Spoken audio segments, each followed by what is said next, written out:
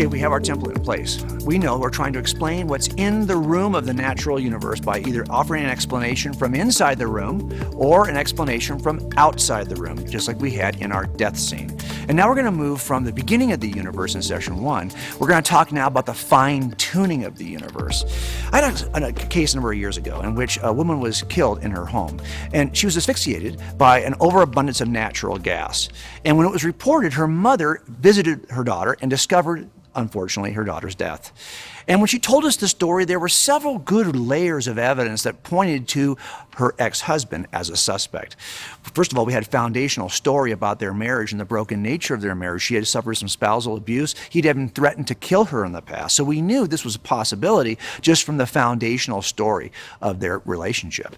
But when we got to the house, we saw several other suspicious things at a regional level. For example, these were people who seldom locked their doors and seldom closed their windows on warm days. But when her mom got there, the victim's mom got there and saw that the windows were in fact not closed, they were closed and locked. Even when we went inside the actual house, we could see that at the bottom of the staircase, all the pocket doors have been closed to allow the gas to accumulate on the second floor where, unfortunately, this young lady died. So we had regional evidence that also kind of told us it looks like someone's been tampering with this place. At the local level of the room itself, we had a space heater, a heater on the wall where the pilot light had been extinguished so the gas could freely flow in, and somebody had stacked up a bunch of clothing against the closed door of the bedroom so no gas could escape through the room. Now think about that. We've got good evidence here at both the foundational level, the regional level, and the local level of the room itself to believe that we are in an environment that has been tampered with. This is not an accident. We now have an open homicide investigation based on 3 levels of evidence. Well, something similar happens in the universe. As we look at the universe, we see that it is fine-tuned at 3 levels for the appearance of carbon-based life like you and me.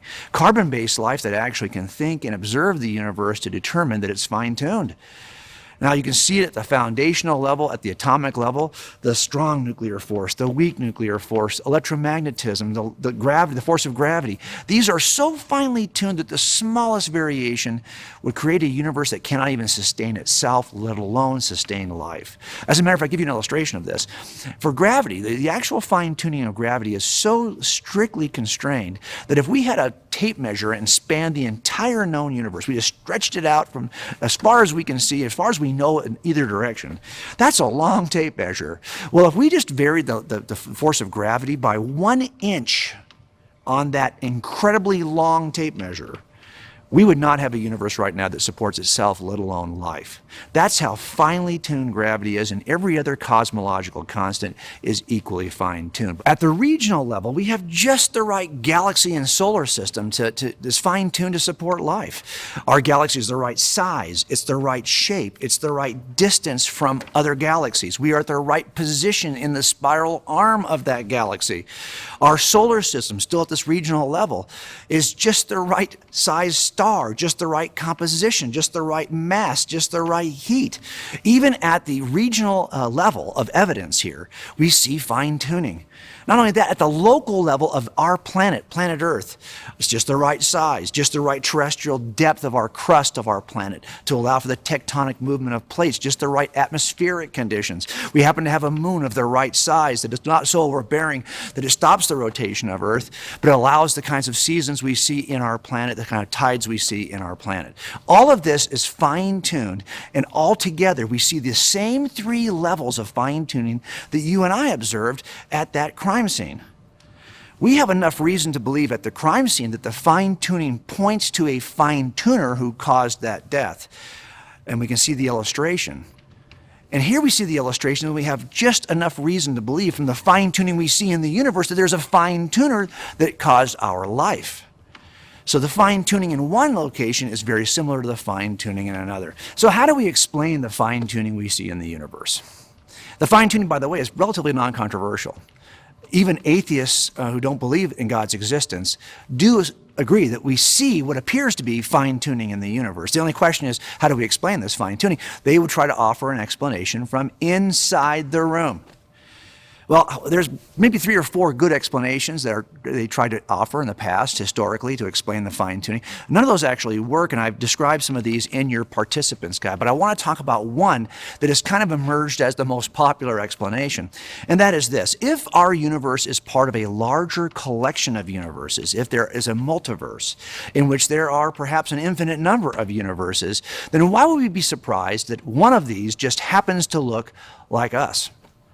In fact, it's really a matter of just chance. Given enough opportunities, one might emerge just like ours, and so therefore we don't need to resort to a fine-tuner outside the universe. We simply have a universe that by chance is perfectly tuned, perfectly designed. We didn't even say designed, it just by chance happens to support life. Okay, well, let's think about that for a second. First of all, I want to just tell you that this is a very controversial claim, the multiverse. Physicists don't even agree on this claim. They would argue, physicists who don't agree would argue there's not even good evidence scientifically to suggest we have a multiverse. It appears in many cases to be an inference based on fine-tuning. In other words, it's being offered simply to explain the fine-tuning, but we would ask, what is the physical evidence that demonstrates there's a multiverse? But even philosophically, I want you to think about this for a minute. If there are an infinite number of universes, and only a small percentage, 0.00000000001%, support organic life, support carbon-based life like ours, well, how many then support carbon-based life? An infinite number, because any fraction of an infinite would be an infinite collection. And if there are of those that support carbon-based life, 0.0000001% support life of humanoids like ours, well, how many of those are there? They have to be an infinite. And if of those 0.0000001% support life with humans who have the exact same personal history of all of you watching this right now, have the exact same personal history of everyone on our planet, including a person who's standing right now creating curriculum for a book, well, how many of those are there? An infinite number. Do you see the problem with this theory? This theory suggests that there's an infinite number of universes just like ours, behaving just like ours, with the same exact personal histories of humans just like ours. This is why the physicist Alan Guth thinks this idea is preposterous. And what he said is, this is so silly. If there is a multiverse, that means there is a universe right now where Elvis is still alive. For those of you who even know who Elvis was. What it means is small variations in all these universes. There's a universe in which I'm wearing a red shirt, a universe in which I'm wearing a yellow shirt. It becomes preposterous to lean on a theory for which we have no physical evidence that actually leads to logical inconsistencies like this infinite collection of identical universes. And that's why I think the better explanation is simply to point to a fine-tuner when we see fine-tuning. That's not such a radical idea, right? That perhaps there's a fine-tuner who has a goal in mind, a goal to create carbon-based humans just like us, who could then search through the stars, search through the galaxies to find the fine-tuner. This is yet another attribute of our suspect here as we look at the evidence in the crime scene. Remember, every crime scene provides us with evidence that actually describes the nature of our suspect. So far, we know that our suspect is all-powerful, non-spatial, non-temporal, non-material. Has he been eternal, is uncaused, first cause, who now has the ability to fine-tune a universe with a purpose in mind. A purpose that people like you and I would emerge and seek him. Now we're going to turn from cosmology to biology.